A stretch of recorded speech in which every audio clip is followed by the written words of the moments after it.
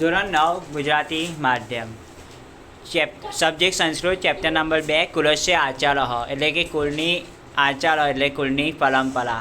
શાની પરંપરા? કુળની પરંપરા. તો સંસ્કૃત સાહિત્યમાં પ્રાણી કથાઓનું પ્રચલન ઘણા પ્રાચીન કાળથી છે. શામાં? સંસ્કૃત સાહિત્યમાં જે પ્રાણીને રિલેટેડ જેટલી પણ કથા છે એ ઘણી પ્રચલિત છે. જાતકમાલા હોય કે પંચતંત્ર કે હિતોપદેશ, દરેક કથા સંગ્રહમાં પ્રાણીઓને પાત્ર બનાવી જાત જાતની કથાઓ શું છે પરિકલ્પિત કરવામાં આવી છે. એટલે કે અહીંયા જાતકમાલામાંથી પંચતંત્ર કે હિતોપદેશની કહાનીઓમાં શું છે મનુષ્યને બોધ આપવામાં આવે છે, પણ એના માટે પ્રાણીઓને કથા સ્વરૂપે લેવામાં આવેલું છે. આજે પણ આવી પ્રાણી કથાઓનું સર્જન થયા કરે છે. આવી જ એક પ્રાણી કથા અહીંયા આગળ પ્રસ્તુત છે. ચાતક નામનું એક પક્ષી છે જે હંમેશા વરસાદનું પાણી પીવે છે. શાનું પાણી પીવે? ફક્ત વરસાદનું, બીજું કંઈ પણ તે પાણી પી શકતો નથી. કેમ કે એના કુળની પરંપરા વર્ષોથી આ રહી છે. ચાતક પક્ષીને જ્યાં જન્મે ચાતક પક્ષીને ત્યાં જન્મ લેનાર દરેક શિશુ એટલે કે બાળકને પણ આ કુળની પરંપરાનું પાલન કરવાનું હોય છે.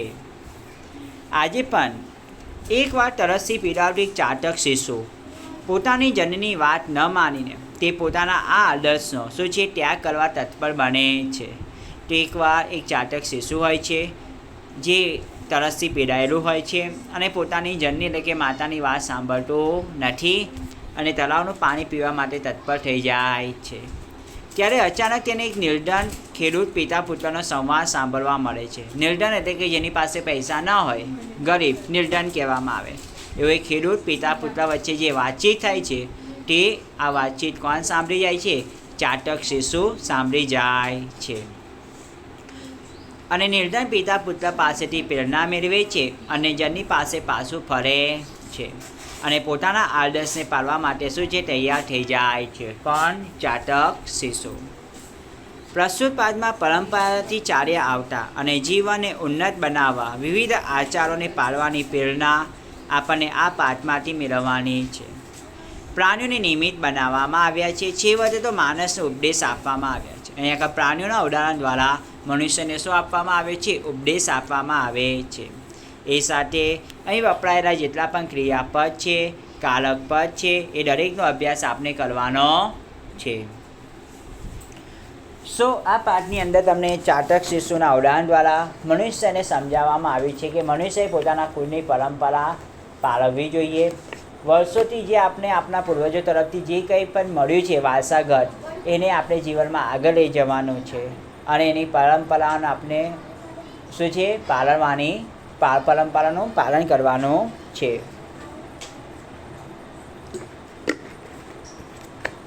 એવું આપણને આ પાઠમાં સમજાવવામાં આવ્યું છે. પાઠ દ્વારા સમજાવવામાં આવેલું છે.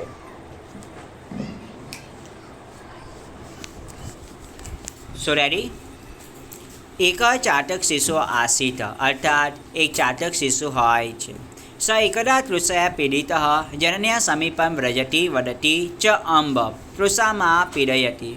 એકવાર તે તરસથી પીડાયેલું ચાતક શિશુ પોતાની જનની એટલે કે માતા પાસે આવે છે અને કહે છે, મમ્મા તૃષામાં પીડયતી, હું તરસથી પીડાયેલું છું. અહમ જલમ પાતુમ ઈચ્છામિ અર્થાત હું અત્યારે પાણી પીવા ઈચ્છું છું. સંપ્રતિ મેઘ જલમ ન મિલતી, અત્યારે તો વરસાદનું જળ દેખાતું નથી એટલે કે વરસાદનું જળ મળશે નહીં. તત અતઃ તરાંગ જલમ એવો પાતુમ ઈચ્છામિ, તેથી હું તળાવનું પાણી પીવા ઈચ્છા રાખું છું.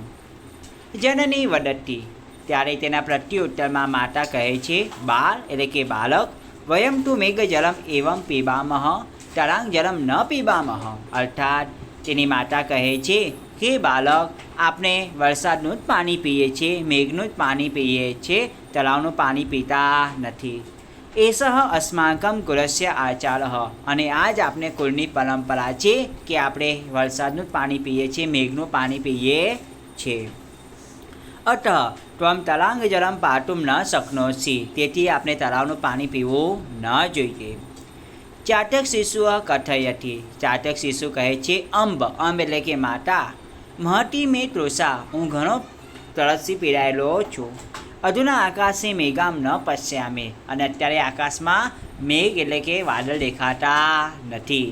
કદા મેઘ વર્ષિષ્યસી કદાચ અહમ મેઘજલમ પાતુમ શક્નોમી, ક્યારે મેઘ વરસશે અને ક્યારે મેઘનું પાણી પૃથ્વી પર આવશે અને હું ક્યારે તે પાણી પીશ. એથી ન જાનામી, અને આ વાત હું જાણી શકતો નથી. અતઃ તૃષયા પીડિતો અહમ તરંગજલમ પાતુમ ગચ્છામી, તેથી પ્યાસી પીડાયેલો હું હવે તળાવનું પાણી પીવા જાઉં છું. એવું કોણ કહે છે? ચાતક શિશુ કહે છે. જનની પુનરપી ચાતક શિશુ બોધયતી. જનની એટલે કે માતા ફરીથી પોતાના બાળકને કહે છે, બાળ ન એમ અસ્માકમ કુલાચાર, બેટા હું ફરીથી તને એકવાર સમજાવું છું કે તળાવનું પાણી પીવું એ આપણા કુળની પરંપરા નથી. કુલાચાર સદૈવ લક્ષિત વય એવ, કુળાચાર એટલે કે કુળની પરંપરા હંમેશા તમારી રક્ષા કરે છે, આપણા સૌની રક્ષા કરે છે. એટલે આપણે કુળની પરંપરાનું પાલન અવશ્ય કરવું જોઈએ. અટત્વં તરંગજલમ પાતુમ ન અહર્ષિ, તેથી તારે તળાવનું પાણી પીવું જોઈએ નહીં. તૃષાયા સહનમ કૃત્વા મેઘસ્ય પ્રતીક્ષામ કર્તુમ અહર્ષિ તમ. ઓકે, તો તારે અત્યારે શું છે? વરસાદની પ્રતીક્ષા કરવી જોઈએ. મેઘ વરસશે, જરૂર વરસશે, અને એના પછી તારે એનું પાણી પીવું જોઈએ. જનની આ કથનમ અશ્રુત્વા ચાતક શિશુન તરાંગજલમ પાતુમ તરાંગ ગંતુમ નિર્ગચ્છતિ, અને પોતાના માતાની વાત સાંભળી અને ન સાંભળી કરીને તે હવે ચાતક શિશુ તળાવનું પાણી પીવા માટે નીકળે છે. માર્ગે પરિશ્રાંત સ યદા એકસ્ય કુશકસ્ય ગૃહસ્ય સમીપે તિષ્ઠતિ તથા તાતપુત્રયો વાર્તાલાપમ શૃણોતિ, અને જ્યારે તે આકાશ માર્ગે હવામાં ઉડીને જ્યારે તે તળાવ પાસે જાય છે ત્યારે રસ્તામાં તે થાકી જવાને કારણે એક ઘર પાસે આવીને બેસી જાય છે.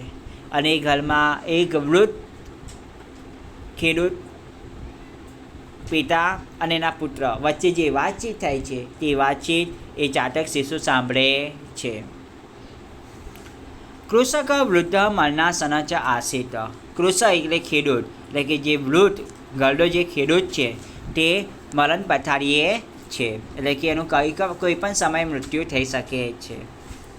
તસ્ય સમીપે સ્થિત તસ્ય પુત્ર તસ્મે કૃષકાય કથયતિ, અને એની બાજુમાં એનો પુત્ર છે, અને એનો પુત્ર એટલે કે ખેડૂતનો પુત્ર ખેડૂતને કહે છે, તાતઃ અધમાર્ગે મયા ધનસ્વીત પ્રાપ્ત.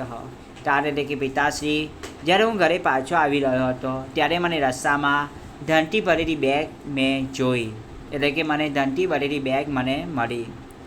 તસ્ય દર્શનાત આનંદ જાત, અર્થાત તે ધનથી ભરેલી બેગ જોઈને હું ઘણો ખુશ થઈ ગયો. તે મદીયમ દારિદ્ર્યમ નષ્ટમ ભવિષ્યતિ ઇતિ વિચાર્ય ધનસ્વીતગ્રહણાય અહમ હસ્તમ પ્રાસરયામમ.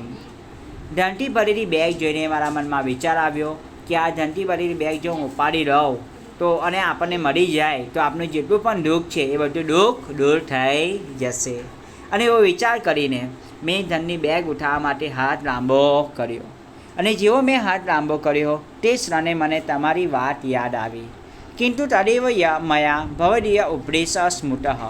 જેવો મેં ધનની બેગ ઉઠાવવા માટે હાથ લાંબો કર્યો ત્યારે મને તમારો ઉપદેશ યાદ આવ્યો.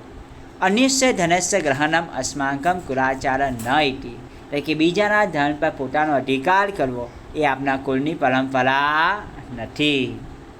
અથ અહમ તમ ધનસ્યુતમ તત્રેવ અતજ્યમ, તેથી મેં ધનની ભરેલી બેગ ત્યાં છોડી દીધી, મેં લીધી નહીં. ચાતક શિશુ સર્વશૃણોતિ, ચાતક શિશુ આ બધી વાત સાંભળી રહ્યો હતો. સવિચાર્યતિ અહો, તે વિચાર કહે છે, જુઓ તો ખરા, મરણાસનસ્ય વૃદ્ધસ્ય તત્પુત્રસ્ય ચ સ્વકીયમ કુલાચારમ પાલયિતુમ કીદૃશી શ્રદ્ધા. એ વિચાર કરે છે કે જુઓ કેટલું સરસ વાત છે કે મરણ પથારીએ રહેલો જે વૃદ્ધ ખેડૂત છે અને એની વાત એનો પુત્ર કેટલો નિષ્ઠાપૂર્વક એની વાતનું પાલન કરે છે. અહમ તુમ કુલાચારમ ન પાલયામી, અને હું અત્યારે પોતાના કુળની પરંપરા પાળતો નથી. હવે મેઘજલમ પીવામાં ઇતિ અસ્માકમ કુલાચારઃ, અને અત્યારે હું તળાવનું પાણી પીવા માટે નીકળી ગયો છું, કેમ કે અમારા કુળની પરંપરા તો મેઘજળ પીવાનું છે. તમામ તયક્તુમ વર્તતે એતત્તુ અનુચિતમ અસ્તિ, ખરેખર આ તદ્દન ખોટું છે. મારે મારા કુળની પરંપરાનું પાલન કરવું જ જોઈએ. સચિંતયતિ, અને તે ચિંતા કરતાં કહે છે. પશ પક્ષિના શ્રેવ માનવા સ સદાશય રક્ષંતિ સ્વકુલાચારમ રક્ષામી કુલાત્માનમ. અર્થાત તમારે તમારા કુળની પરંપરા આદર સત્કાર અને પાલન કરવું જોઈએ, ખાસ કરીને મનુષ્ય તો વધારે. કેમ કે જો તમે તમારા કુળનું પાલન કરશો, કુળની રક્ષા કરશો, તમે કુળની રક્ષા કરશો તો કુળ તમારી રક્ષા કરશે. એવં વિચિંતયસ્ય સમાતરમ પ્રત્યાગચ્છતિ સર્વવૃત્તાંતમ ચ કથયતિ, અને આમ વિચાર કરીને તે પોતાના ઘર તરફ પાછો જાય છે અને પોતાની માતાને મળે છે અને પોતાની માતાને આ બધી હકીકત જણાવે છે. માતા સંતોષનું ભવતી શિશવે ચ આશીર્વાદમ દદાતિ, પોતાની માતાને બધી વાત જણાવે છે ત્યારે માતા વાત સાંભળીને સંતોષ અનુભવે છે અને પોતાના પુત્રને આશીર્વાદ આપે છે, શિશુને આશીર્વાદ આપે છે. અલ્પે એવા કાળે મેઘવૃષ્ટિ ભવતી, અને થોડા સમયમાં વરસાદ પડે છે. મેઘજળમ પીત્વા ચાટક શિશો તૃષા સામ્યતે, અને વરસાદનું પાણી પીને શું છે ચાટક શિશુ પોતાની પ્યાસ સમાપ્ત કરે છે, નિપાવે છે. સમજમાં આવ્યું? તો આ વિષયમાં તમને શીખવા મળે છે કે કુળની પરંપરાનું પાલન કરવું જોઈએ. આપણા ઘરડા કે મૂર્ખ ન હતા કે જેમને પરંપરાઓ બનાવી હશે, સમજ્યા ને? એ આપણા સારા માટે જ હતી અને સારા માટે જ છે અને સારા માટે જ રહેવાની છે. તો આમાં કોઈ શંકા નથી કે તમારે તમારા કુળની પરંપરાનો ત્યાગ કરવો કે નિભાવવું અવશ્ય નિભાવવું. બરાબર, તમારે તમારા કુળની પરંપરાનું નિભાવવી જરૂરી છે, કેમ કે આ વંશ આપણે વારસાગત પ્રાપ્ત થયેલી છે. તમારા પિતા પાસેથી તમને આ મળી છે. તમારા લગ્ન થશે તો તમને તમારા પુત્રને તમે આપશો, એ પ્રમાણે આગળ વધતું જ હશે. બરાબર ને? અને આપણા જે કુળદેવી કે કુળદેવ આપણે જે કહીએ છીએ, બરાબર, તેની નિત્ય દિન પૂજા આરાધના આપણે સૌએ કરવી જોઈએ. સમજ્યા? આઈ હોપ કે તમને ખબર પડી હશે આ લેસનમાં. Okay, so wish you all best for this work. Good luck and best of luck.